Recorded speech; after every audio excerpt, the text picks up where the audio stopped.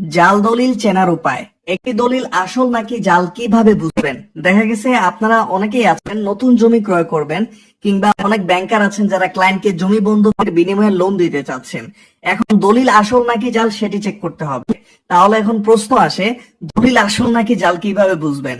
দর্শক, আপনার হাতের দলিলটা আসল নাকি জাল সেটি চিনতে হলে প্রথমে আপনাকে দলিলটা হাতে নিয়ে এই যে উপরে ডান পাশে দলিল নাম্বারটা নিতে হবে। অনেক সময় এখানেও দলিল নাম্বার থাকতে পারে। পরে এখান থেকে দলিল সম্পাদনের তারিখ নিতে হবে, মানে যেদিন দলিল রেজিস্ট্রি করা হয়েছে সেদিনের তারিখ।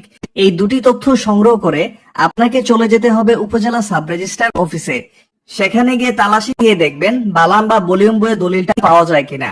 সেখানে যদি না পান তাহলে তালাশি দিতে চলে যাবেন জেলা সাব রেজিস্ট্রার অফিসে।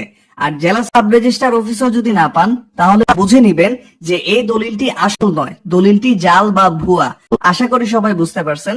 প্রিয় দর্শক, ভিডিওটি শেয়ার করে দিবেন এই জন্য যে কারণ অনেকেই জানে না একটি দলিল আসল নাকি জাল সেটা সে কিভাবে বুঝবে।